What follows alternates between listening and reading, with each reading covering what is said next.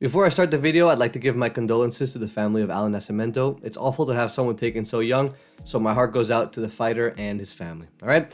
So anyways, what's good everybody? It seems like the next big signing from the UFC will be Usman Nurmagomedov, older brother to Umar and cousin of Khabib. As of recording this video, he's fought and won the last fight of his contract. And Dana Pink looked extra bald and shiny whenever reporters asked him about Usman and whether he's coming to the UFC, whether the deal's locked in, all that, right? So it seems like we're really going to get him next. Throughout his career, he's always fought in the lightweight division, 155 pounds, which is probably the reason why he hasn't come to the UFC sooner, right? We had Khabib fighting, and then we had Islam, and these guys, they don't like to fight each other, understandably. They're brothers, they're family, cousins, whatever. But now Islam's at welterweight, Khabib is retired, Umar is a fucking pipsqueak, so the division's open for Usman in the division, all right?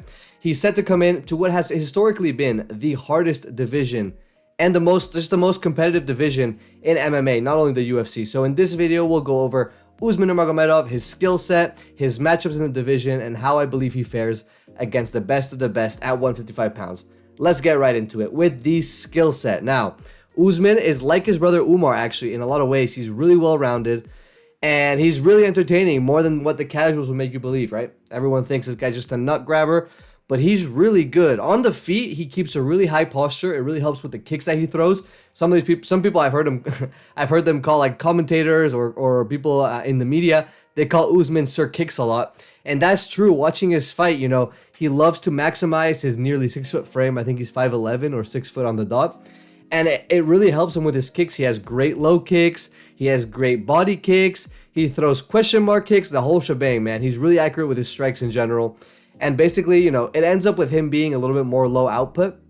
In his fights, he tends to strike a little bit less on the numbers, but his striking is really, really accurate, and in my opinion, it's worth it.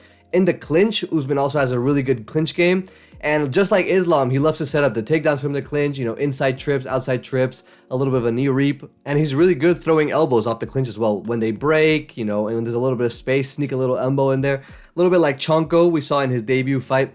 But yeah, anyway, it goes without saying, on the feet he's great, grappling he's great. Both the gas tank and the ground skill set is a lot like his fellow training partners, right?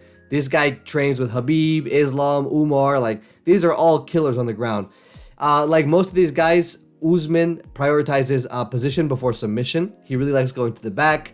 He likes going for the rear naked, and then if he doesn't get it, he just throws elbows. He throws hammer fists from the back. It's really good. He has really good mat returns, and just overall, he's really fluid on the ground. He moves really well, and just what you would expect from a Dagestani guy, right? Dagestani fighter fighting MMA at the highest level. My main issue with Usman is that he's not the most explosive power, nor is he the fastest, or, by any measure, none of the natural, explosive, speed, power, he doesn't have any of that, right? But since he comes from this crazy camp, Islam, Dagestan, Khabib camp, he does such a good job of setting up the threat of the takedown and then using that same threat to have a bunch of feints and just set all the striking up on the feet. Even if he doesn't land with power, he lands almost every time, it feels like. Watching his fights, it's like he has a magnet, right? It's like one of those guys that strikes slow but somehow manages to hit you every time. It's because his opponents are worried about everything. They're worried about the level change, they're worried about the kicks, and he knows it. He sets it up really well on the feet. Another issue I have with him, though, and this one I don't have a counter to, this is just an issue, is his striking and his defensive striking is a lot reliant on his frame. So we'll see a lot of these guys in the weight classes where they're 6 foot and up. They rely on moving backwards and simply leaning out the way of strikes, right? He really likes moving out the way and just tugging his chin up a little bit in the air and just moving in a straight line back. And we saw in fights like Ilya Volkanovski, you try to lean out the way of strikers that have long combinations, 5, 6, 7 punch combinations, you're going to get caught. All right, you're going to get caught in the end of these punches, and that's going to come in a little bit later when we talk about matchups in this video. But let's talk about how is the competition outside the UFC. So I actually did the math for this myself. I hope you guys appreciate that. Outside of the UFC, which of course he hasn't fought in, Usman's opponents have a combined record of around 226 to 88, which isn't the best, right? It's not the cleanest ratio, but considering, that he's been fighting ever since 2021 in Bellator, he's been fighting in the PFL, which are basically the only two divisions that really matter outside the UFC. Maybe you could make an argument for Ryzen. I'd say that the competition has been the best it can be, considering he's not in the UFC, right? And then coming down to the opponents, his best wins are Paul Hughes by decision.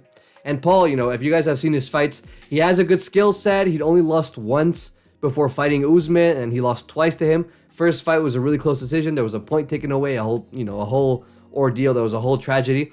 But and then his other best win is Benson Henderson, who's like fucking 39 years old when they fought. But yeah, man, I mean, he used to be a lightweight champion. It was a really clean performance. Submitted him in the end of the first round.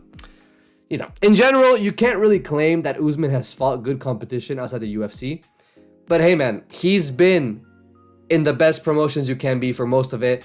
I saw one guy on his topology that had like a 15-14 record, but other than that, they were pretty solid guys, or they were 0-0. It seemed fair, all right? Kind of fair. So let's get into some of the matchups that we could find for Usman inside the UFC. Of course, this is all assuming this would be his first fight in the promotion right when he gets signed. Let's start off with him against the unranked lightweights, all right? No matter what you think of Usman, no matter if you're a Dagestani hater, whatever you think he's buns, you have to agree that he would at minimum be, right, a top 15 ranked fighter in the UFC. Minimum, ranked lightweight. If we start looking at him against Bobby Green, Farizia, Manuel Torres, which are the guys that are kind of outside the rankings, you know, perennially, sometimes they jump in, sometimes they jump out. It's not crazy to say he wins these fights. And I'm sure there's some, you know, you guys are going to leave a comment about some unranked lightweight killer who hasn't been proven at all, but he's like next up. Yeah, man, I don't want to hear it. Usman Nurmagomedov is going to be, at minimum, a top 15 ranked lightweight. All right?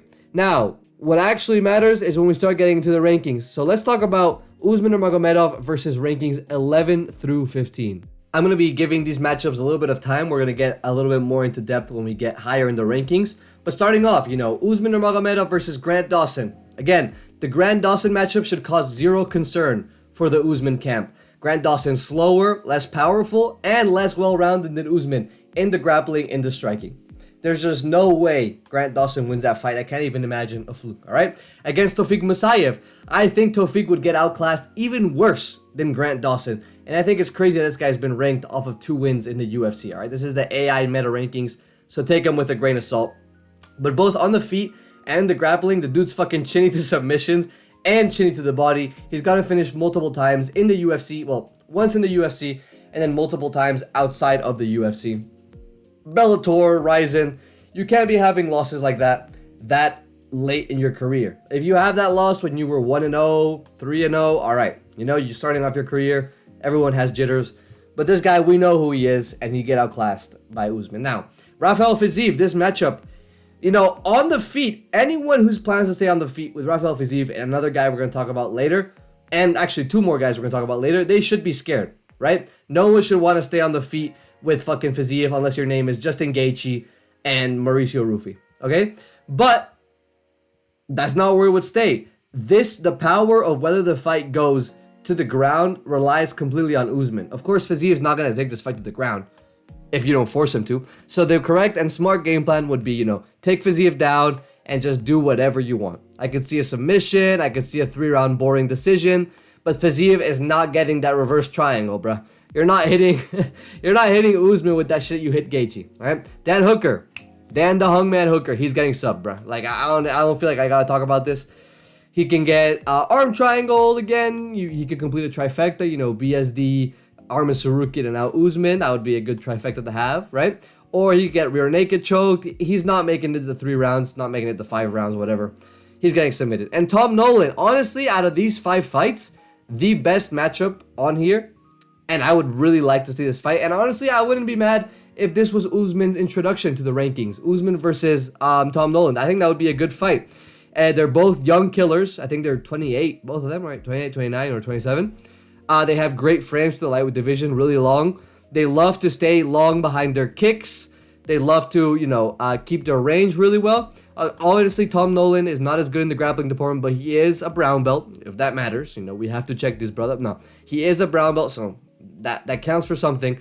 I just think he gets hit a lot more than Usman.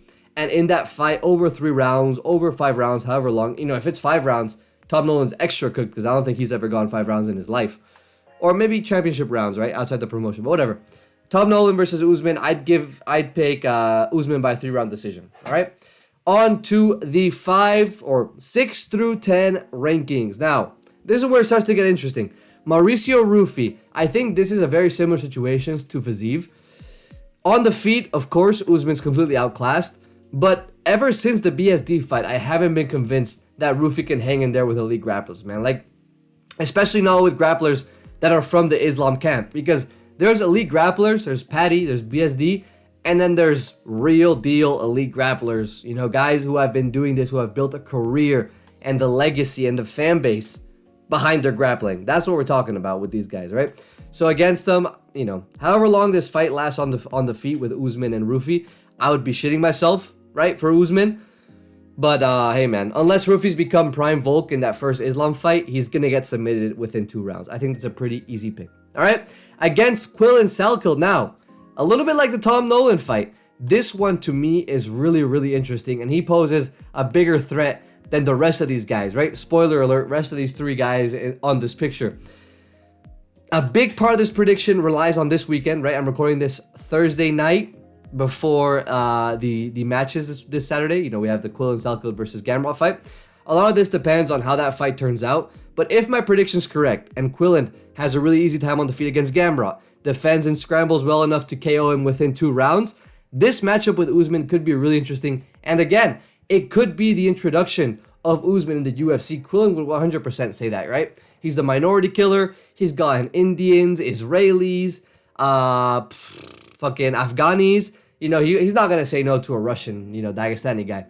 Quillan definitely has more power. He's definitely faster on the feet. But Usman has a lot better finishing ability on the ground. Again, I think this fight would be really scramble heavy. And I would very tentatively, okay, big word here, I would tentatively give this to Usman by 3-round decision. But I would be nervous, especially if Quillan Salkill wins this weekend. If he gets smudged, brother, I'm picking Usman. All right? Against Benoit Saint Denis. I'm sorry, my brother. Look, I don't really fuck with French fighters. I don't fuck with Parisians, right? I don't really like people that are from Paris. I've been to Paris like 3 times. You know, granted, my last 2 trips there weren't in the best conditions, right? Story time for another day, but I don't really like Parisians, but I like BSD. I don't know where he's from. Definitely not from Paris, I think. But this guy, he's nice. I'd love to see him get far in the UFC. I wanted him to beat Paddy, but he's getting cooked, bro. His, you know, BSD's best weapon on the ground is his pressure and submission game. And there's no way he's putting more pressure on Usman than Islam and Khabib are putting on Usman in their training. Like, there's literally no shot. You're telling me BSD can provide Khabib and Islam level pressure, bro? No shot. There might not be a worse matchup for him on here, bro. BSD, this might be, honestly, for our beloved Frenchman, this might be the doomed if you do, doomed if you don't, or darned if you do, darned if you don't. He's gonna get cooked on the feet and cooked in the grappling. So, you know, next, Renato Moicano on the feet. Similar situation. They have really similar styles. They both keep their distance. They're kind of long, you know, over 3 or 5 rounds, I think, because of Moicano's age and just because he's never been the sharpest striker, never been the most talented guy, you know, when it comes to stuff on the feet. I think Usman would definitely outstrike Moicano. And this fight, we have to keep in mind, it would take place on the feet as long as Usman wants it to. Because I doubt Moicano wants to take a shot, wants to go for a takedown after what Machachev did to him, bro. He loves going to that body lock, but I would think Moicano would be shitting bricks coming to this matchup because he just feel like he's going to get finished instantly, like he did against Islam, right? And again, like I said, Moicano's old as fuck, so, you know, a little off topic. I'm curious to see how that fight's going to go with Brian Ortega. That's a real Unk versus Unk matchup, but yeah, man.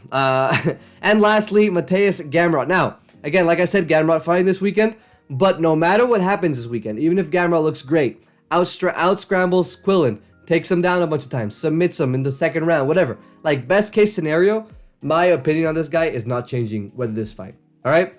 The issue with Gamrot is he doesn't have, with people that are experienced on the ground, he doesn't have what I would say is effective grappling.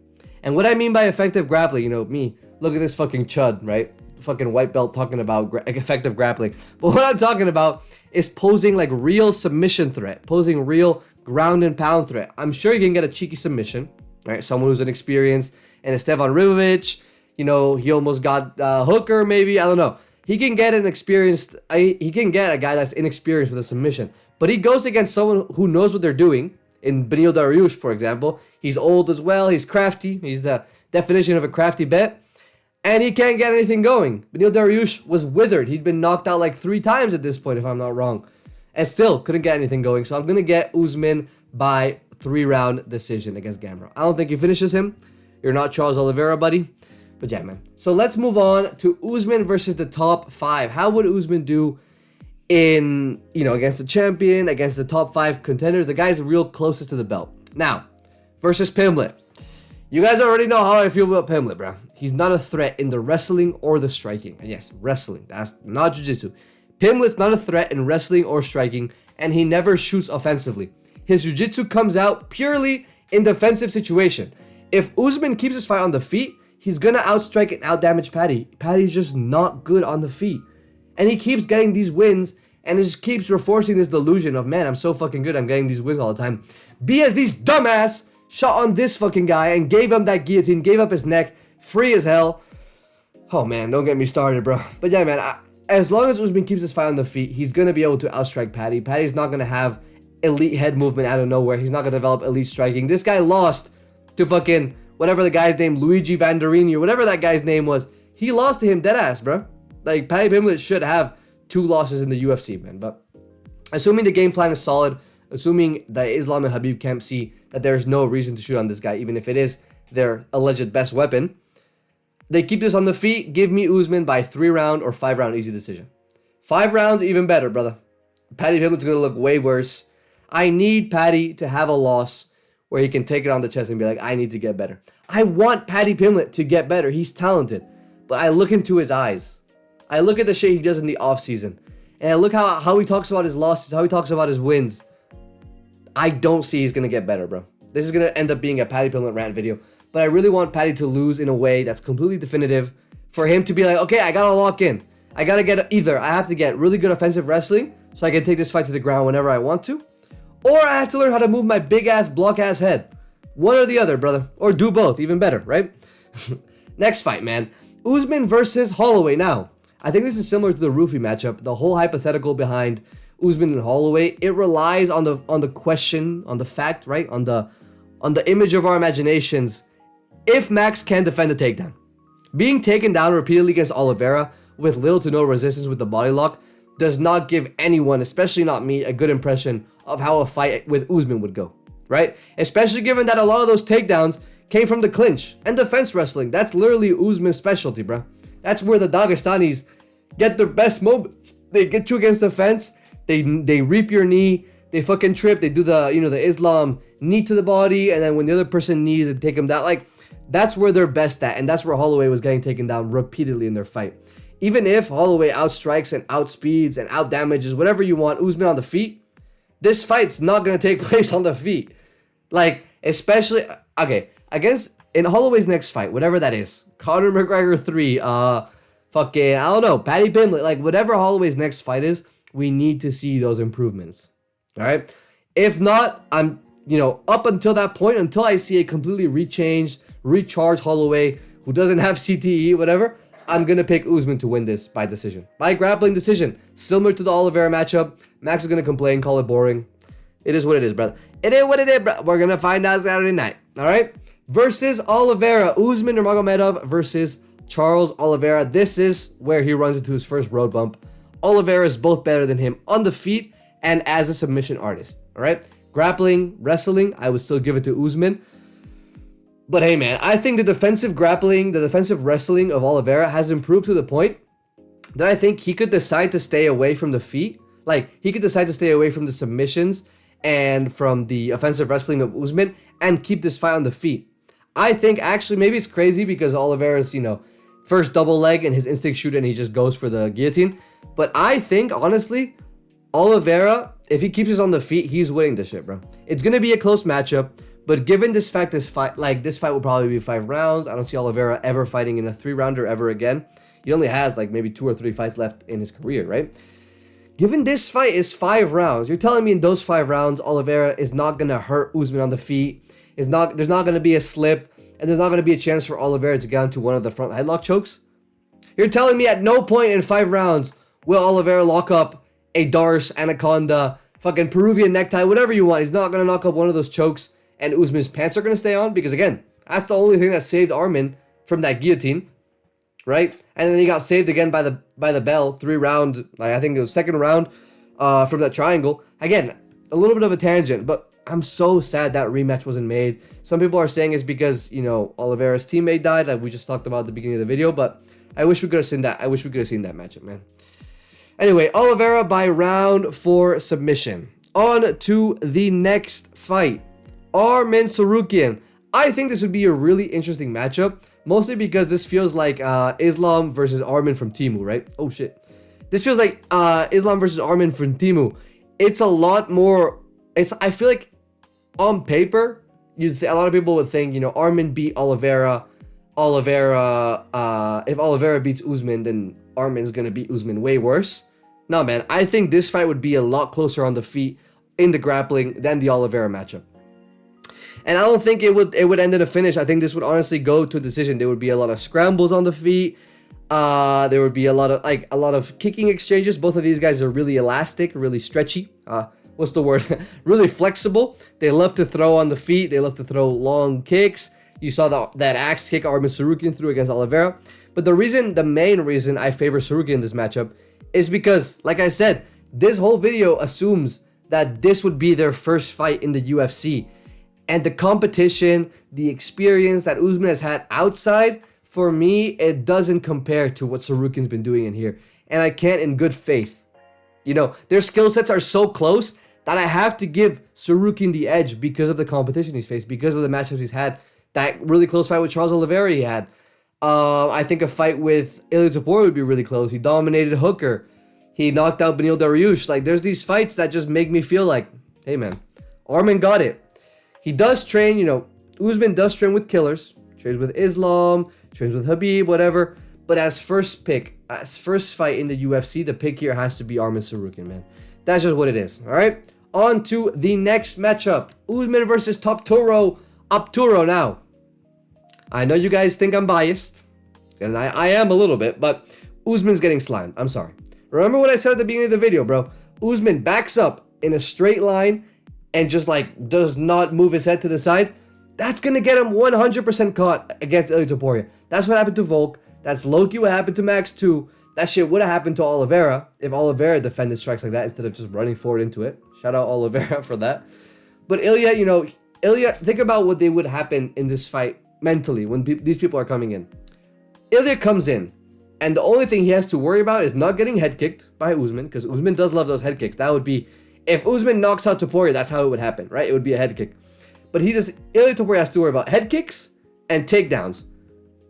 Usman has to worry about changing his whole defensive striking style, bruh. This guy has to change the way he's defended strikes forever. He needs to learn head movement. He needs to learn something. He needs to, I don't know. He needs to pull guard. He needs to do something to change his defensive game. And that's just too much of an ask, especially as a first fight in the UFC. Honestly, if you're Usman, I would, you know, if I was Usman, I would be thinking my lucky stars that I'm not seeing this matchup. I doubt Topuria would ever accept an Usman matchup, not because he's scared, I don't think. I mean, it's just high risk and low reward, because who the fuck is Usman, right? He's not even a star in the UFC right now. It's too high risk, low reward, and he's probably, you know, going to retire anyways in like 2 fights. Maybe after he gets the belt back, if he gets the belt back. But yeah, man. And let's go on now. Usman versus the champ. Now, funny enough, I actually believe Usman has a better chance today to beat Justin Gaethje than the 3 contenders I just talked about. Right? I know saying this is going to make some people mad, calling me biased, whatever. Guys, styles really make fights. We've seen over and over in Gaethje's career how much he struggles with the wrestling. How much his opponents like constantly dominate him when it comes to the ground game. Whether it be taking him down, whether it be submissions on the ground. We've seen nothing of this man's alleged collegiate wrestling background. Like, we've seen nothing of this. There's more footage of Wilt's 100-point game than evidence of Justin Gaethje being a good wrestler. All right? For me, I don't want to hear that shit. And Justin Gaethje's like 38. When was he wrestling in high school? When he was 20? That's 18 years ago, bruh. That's older than the age of my 3 younger cousins combined, bro. That's how long ago Justin Gaethje hasn't wrestled for. So I don't want to hear that shit. In the Khabib fight, in the Oliveira matchup, even in fights that he won, like Fiziev, Michael Chandler, Gaethje doesn't look comfortable on the ground, and he tries to get the matchup on the feet as quick as he can. He scrambles so hard, and like it sort of looks like he's panicking, which we know he's not, right? Professional fighter, all that. But it kind of looks like he's panicking to get on the feet again. And again, against the guy in Islam, Khabib, Usman, I'm kind of throwing him in there, right? Who is, bro? Kind of throwing him in there. But you do not want to make sloppy transitions. You're going to get your back taken. You're going to get a front headlock choke put on. You don't want to make these mistakes, right? And I believe in a matchup with Usman, Gaethje would be taken down, have his back taken at several points, and either get choked out or lose the decision. Honestly, given his age, given his track record, I'd say it's more likely that he gets choked out. And again, I'm not a Gaethje hater. He did slime out Ilya, but I'm not the biggest fan of Ilya because of... I love Ilya's fighting style. He's very entertaining. No one's going to ever say that Ilya's not entertaining. But I was a fan of Ilya because of the matchups that he represented, right? Ilya Topuria versus Islam. Ilya Topuria versus Arman. I made a video about this on my channel. We lost so many good matchups with Ilya when he lost that fight to Justin Gaethje. That's why I'm a fan of Ilya. But against Gaethje, I'm giving you guys an unbiased take, bro. That this guy has, honestly, one of the better chances to get the belt off Justin. Just based on styles, all right? Again, Justin Gaethje, big power puncher on the feet, has crazy power. Everyone says it. There's a chance that anything happens. Again, also has one of the biggest hearts in the division. But hey, man, I have to get, Usman would win this. He's definitely not going to get a title shot in his first picture. That would be crazy if he gets a title shot as he comes into the UFC. But I would pick Usman to win this fight today. And that's not crazy, bro. Honestly, that's not crazy to say. All right? So, where does Usman land? I think given his skill set, given the former opponents, and the current state of the lightweight division, I believe Usman Nurmagomedov, right now, today, would be a fringe 5 fighter minimum, right? I think he would lose to Oliveira. I think he would lose to Saruki and Ilya. But in a couple of years, I think he could end up being the champion, or at the very least, a number 1 contender, number 2 contender, especially due to the fact that, like, Oliveira is going to retire, Gaethje is going to retire, Arman and Ilya, Arman's super filthy rich, he just wants to get the belt and leave. Ilya, same thing, he kind of just probably wants to fight a couple more times and then retire young. I can see these guys just, going off to the sunset, and the division ends up being Paddy, BSD, Usman, Quillen Salkill, Gamrot. Not even Gamrot, right? Fucking, I don't know. Esteban Ribovic, Miktabek Orobai is the champion, right? Like, at that point, we're getting to a point where Usman really does have a good chance to be a champion. All right? So that's what I think of Usman Nurmagomedov coming to the UFC. Thank you guys for watching. What do you guys think about Usman joining the division, the lightweight division? Probably one of the most stacked divisions in the UFC, right? What do you guys think? How far is he going to go? Thank you for watching. I'm going to go take a shower, bro. Crazy.